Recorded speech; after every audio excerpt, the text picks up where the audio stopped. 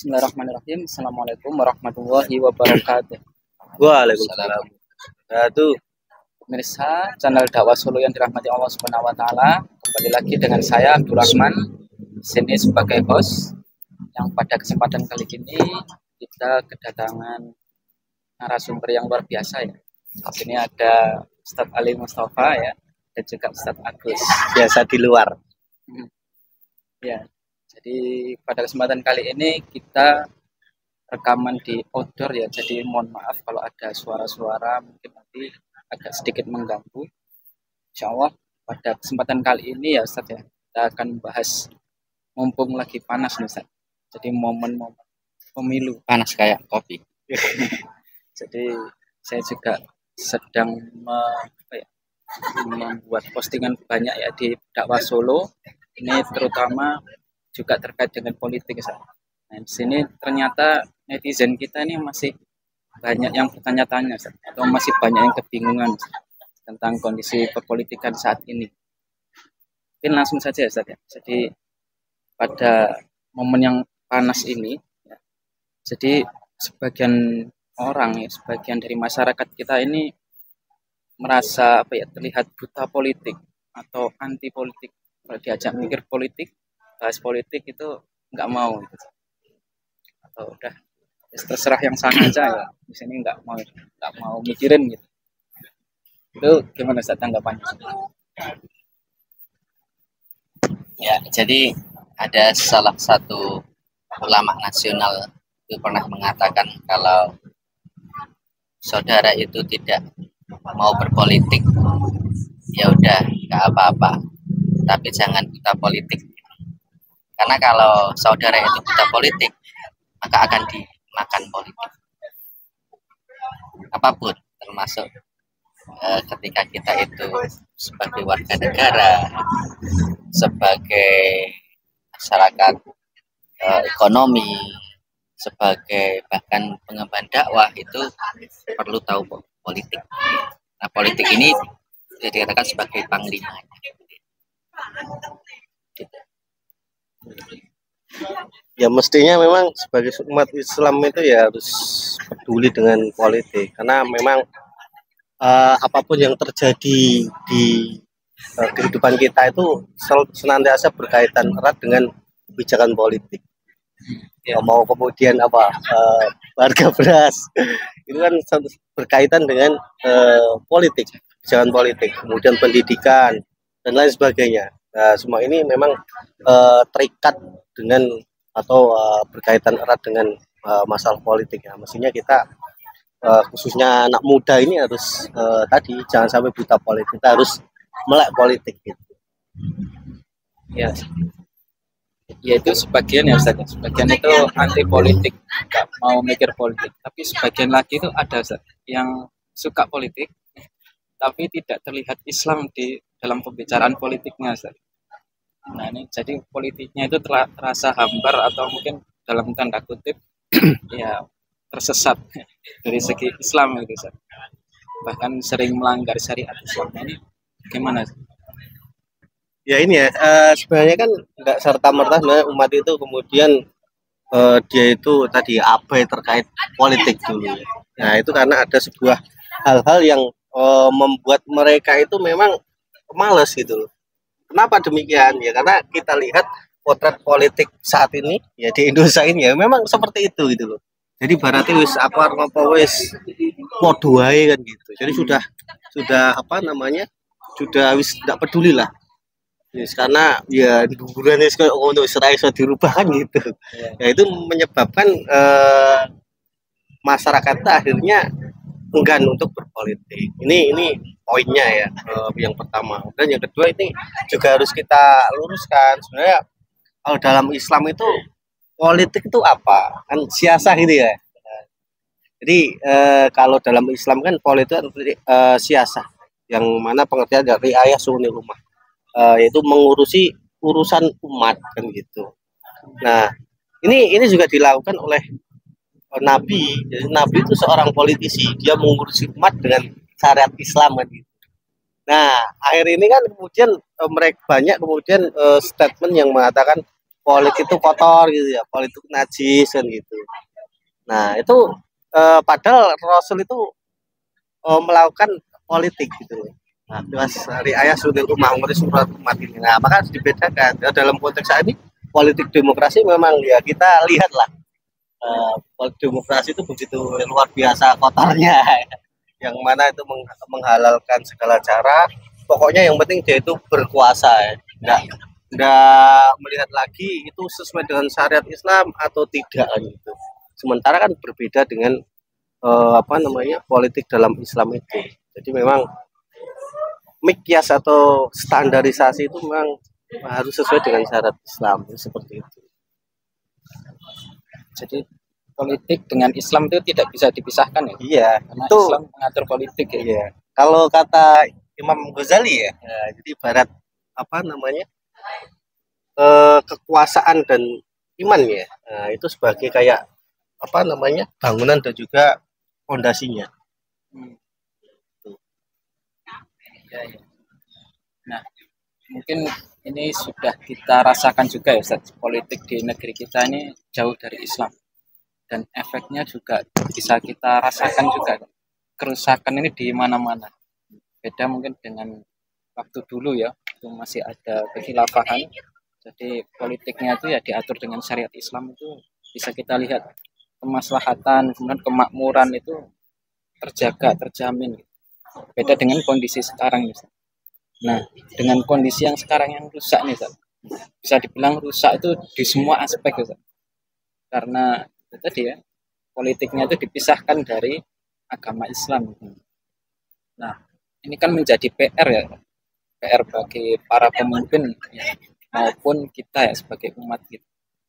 Lalu bagaimana Ustaz dengan PR besar ini?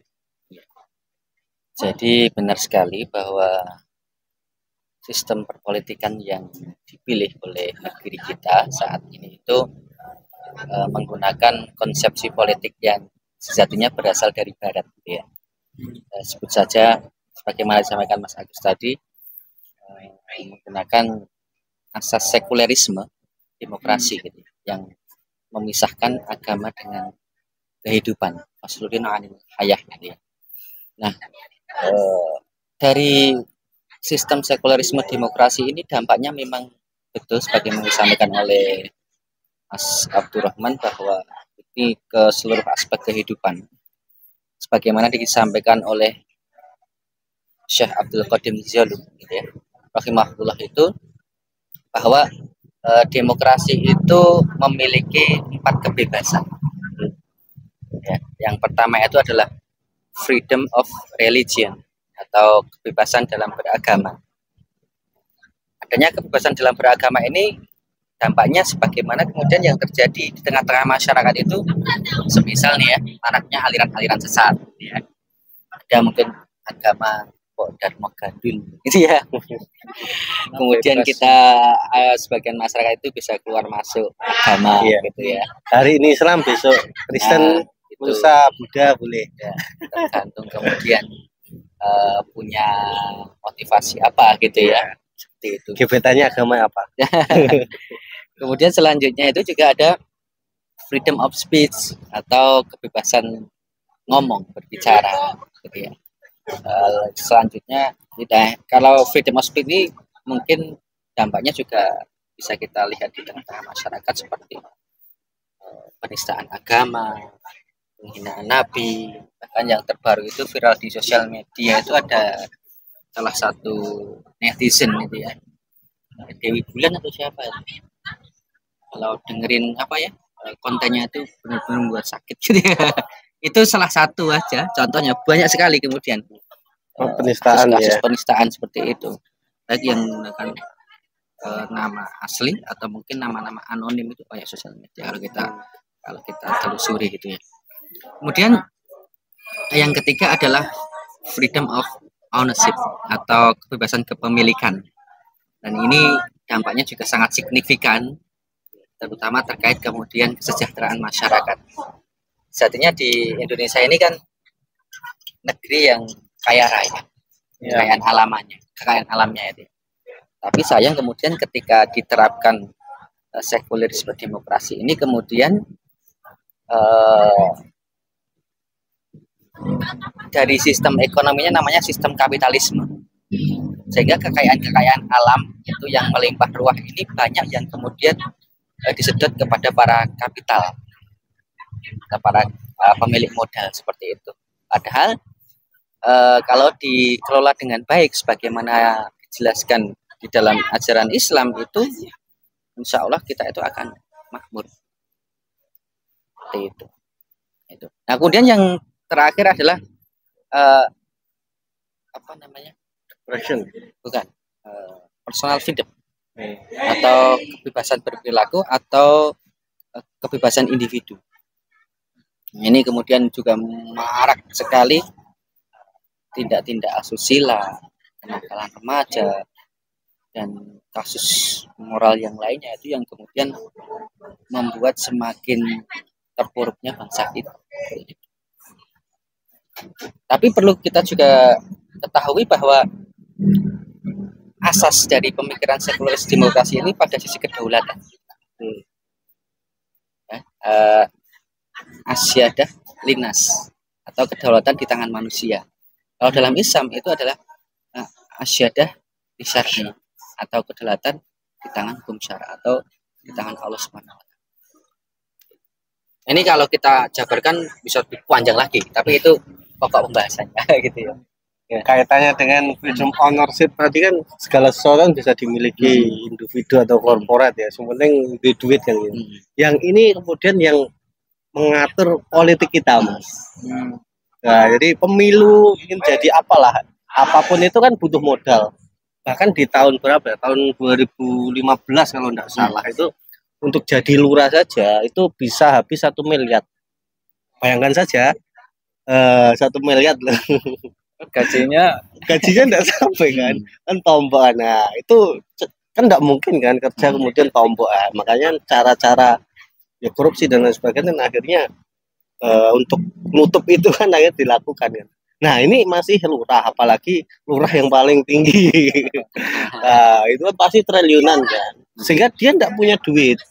Nah orang-orang kapitalisme ini ya, cukong-cukong ya gitu kemudian yang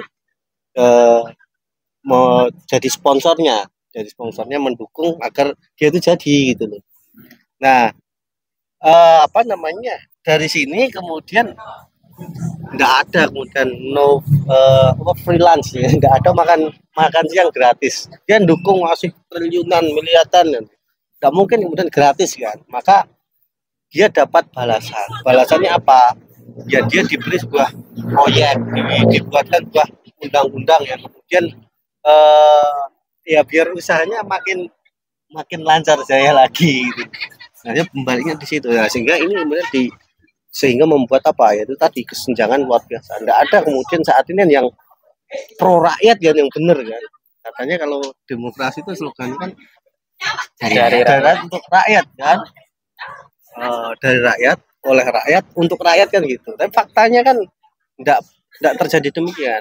Misalnya terkait kasus naiknya harga BBM kan, seluruh rakyat itu kan nolak.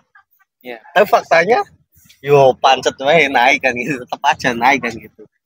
Nah, kenapa demikian ya? Ya memang sebenarnya yang diikuti itu bukan rakyat, siapa? Ya para kapitalis tadi, para pemilik modal yang memberi modal agar dia itu menang itu tadi. Nah, makanya ya, seperti yang disampaikan Ustadz Mustafa tadi, asyadah lil ummah ya. Nah, sehingga yang buat itu ya manusia, intinya manusia membuat hukum tadi, pesanan dari pemilik modal tadi, kemudian bikin kebijakan-kebijakan yang sebenarnya nggak pro rakyat seperti itu. Ya, sebenarnya kalau dampak-dampak yang bersifat duniawi itu ada yang lebih berbahaya. Yang dikhawatirkan apa? Murkanya Allah Subhanahu wa taala. Karena dengan diterapkannya sekularisme demokrasi itu kemudian kita mencampakkan sebagian dari aturan-aturan atau syariat Allah Subhanahu wa taala, seperti itu ya. Contohnya yang masih diterapkan ketika kita itu mengatur kematian ya, masih ya. nikah juga, dikafani, kemudian Enggak. disolatkan. Tapi ketika kehidupan justru banyak yang tidak menggunakan aturan Islam seperti itu kan bahaya. Nah ini secara praktis itu kemudian ketika dalam sekulerisme demokrasi inilah yang kemudian manusia itu kedaulatan di tangan manusia itu kemudian diwakilkan kepada wakil-wakilnya yang akan melegislasi undang-undang buatan manusia. Itulah itu yang padahal itu paling mendasar kan. Itu yang bertabrakan dengan akidah Islam. Apa itu? Membuat hukum kan gitu. Padahal itu haknya Allah Subhanahu wa taala. Itu yang sangat Bisa jadi itu bisa tataran musik ya dalam sisi hukum kan. Jadi muslim kan bukan hanya perkara nyembah batu, nyembah gunung dan lain sebagainya. Tapi dia itu mencampakkan atau mengambil hukum selain hukum Allah. Nah ini kan merupakan kemusyrikan dalam sisi hukum kan gitu. Wong Allah sudah memerintahkan begini, kok manusia golek dewe gitu. Coba lihat orang yang main judi slot itu ya ada ya, main judi slot itu ya, dia bikin aturan yang nanti itu diterapkan ke kita. Ya pasti akan mendatangkan sebuah kehancuran yang begitu luar biasa. Itu gitu. Maksimal ya. Kalau kemudian sampai tadi disampaikan Agus Musyrik itu, tapi dalam tafsir At-Tabari itu disebutkan ya minimal itu fasik atau dolim. Artinya ketika dia itu menggunakan hukum selain Allah, tapi dia itu masih meyakini bahwa hukum Allah itu terbaik, kan dia bisa terjatuh fasik. Tapi kalau kemudian meyakini bahwa hukum buatan manusia itu lebih baik dari hukum Allah, lah itu yang bahaya. Syarat Islam sudah tinggal ya. Udah zaman unta gitu. Wah, ini bisa bahaya, bisa kabur itu. Nah, itu perlu dicernihkan masyarakat. Jadi sebagian dari saudara kita itu memang belum tahu soal mendasar itu. Iya, berarti itu efek dari tadi ya, sekularisme yang memisahkan agama dari kehidupan. Jadi kebebasan yang kebablasan gitu. Padahal manusia harusnya terikat dengan hukum syara. Gitu. Nah, kalau kita melihat kondisi sekarang, ini banyak masyarakat kita yang mungkin berbeda pendapat, ada yang milih ini. Untuk kita melihat tadi ya PR besar tadi, sebenarnya sosok pemimpin yang seperti apa yang kemudian dibutuhkan oleh umat, yang kemudian bisa juga membuat negeri ini lebih baik lagi. Ya, jadi sosok yang dibutuhkan itu bukan hanya kita itu butuh personal sebenarnya. Ibaratkan itu negeri kita tercinta itu seperti kapal. Kalau kapalnya itu sudah rusak, artinya mesin-mesinnya itu berkarat, bobrok seperti itu, maka meskipun nanti diganti dengan nahkoda lulusan Jerman misalnya, yang hebat misalnya, itu ya niscaya kapalnya bisa kerem, tidak bisa berlayar dengan optimal. Maka bukan hanya kita itu butuh sosok yang artinya itu mumpuni, kredibel, tapi juga butuh sistem. Sistem yang kemudian itu dapat menjadikan negeri kita itu insya Allah baldatun thayyibatun mubarakah. Nah, sistem itu apa?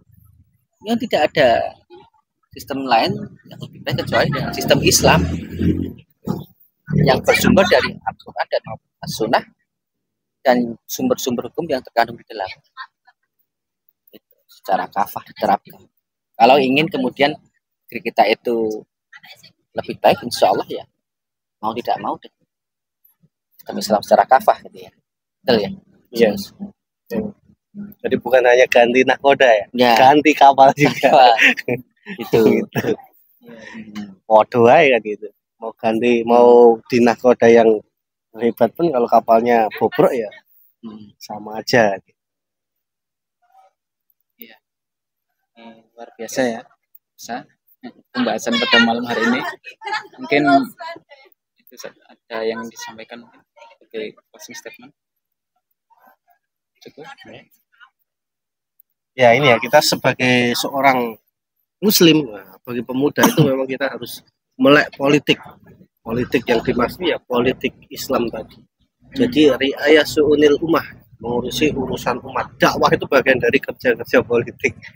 Ya itu juga harus dilakukan tiap hari itu kita melakukan politik. Ya.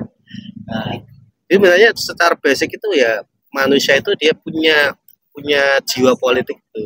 Dia ikut organisasi. Politik kan ngurusi urusannya wong kan gitu. Nah, minimal dalam konteks negatif kan gibah wong kan ngurusi ya. Konteks negatif ya ini ya. Ini sebenarnya dalam manusia itu ya ada sisi itu sudah. Makanya tinggal diasah dengan apa? Dengan ya politik Islam lagi. Politik Islam kita harus pelajari. Kemudian kita apa? Kita dakwahkan kan. Agar ya ini nanti apa namanya kehidupan ini ya bisa apa ya istilahnya problem-problem tadi bisa terurai kan. Jadi ya ini juga masalah politik. Ketika sistem itu kan apa namanya kaitannya dengan politik, maka perjuangan juga harus perjuangan jalan-jalan politik. Pokoknya jangan sampai kita itu tidak peduli, harus ngaji politik ya. Bisa hubungi di dakwah Solo. Kalau di Solo nanti insya Allah kita siap ya diskusi ya. Diskusi ya begitu. Jadi kita juga sebagai para pemuda itu perlu waspada terhadap stigma-stigma atau framing-framing negatif terhadap politik Islam seperti itu. Juga termasuk kemudian nanti kepada syariat Islam atau negara yang kemudian akan menerapkan syariat itu yang bernama negara khilafah Islamnya. Itu kita perlu tabayun. Terkadang boleh jadi ketika kita itu menganggap bahwa syariat Islam secara kafah itu negatif, itu dikarenakan kita hanya memperoleh informasi dari pembenci, ya, belum seimbang. Maka ketika kita kemudian mau untuk cross check, tabayun, maka insya Allah kita akan bisa lebih baik lagi. Karena apa yang dituduhkan selama ini itu justru bertolak belakang, dituduh bahwa Islam itu mengancam negara, Islam itu akan memecah belah, dan stigma-stigma yang lain itu sama sekali tidak benar. Ibaratnya ketika kita itu punya motor atau punya mobil gitu ya, sederhananya. Kalau kita rawat sesuai dengan pedoman pabrik ya insya Allah motor dan mobil itu akan berjalan optimal gitu ya. Tapi manakala kemudian aslinya itu motornya Mas Agus apa ya? Ninja. Oh iya. Bahan bakarnya apa? bensin. Kalau dikasih kemudian air putih iya. Mogok ya. Nah gitu. Aturan dari pabrik itu pakai bensin. Begitu juga dengan manusia itu. Manusia itu sudah diciptakan oleh Allah satu paket dengan aturannya gitu loh. Kalau kemudian ingin baik dunia akhirat ya pakai aturan itu. Orang gaya ngikuti yang judi slot bikin aturan. Gitu. Ya. Baik, begitu ya. Pemirsa dakwah Solo yang dirahmati Allah. Jadi jangan sampai kita kemudian anti politik ya, apalagi anti politik Islam, apalagi anti Islam, anti syariat, jangan sampai. Jadi untuk membendung semua itu kita harus tabayun dan perlu untuk ngaji. Mungkin itu ya Ustaz ya, harus yang kita bisa bahas pada malam hari ini. Insya Allah kita akan ketemu lagi di kesempatan selanjutnya. Jangan lupa like, komen, dan subscribe. Jadi kami ada kurang dan lebihnya maaf. Wassalamualaikum warahmatullahi wabarakatuh. Waalaikumsalam. Aduh.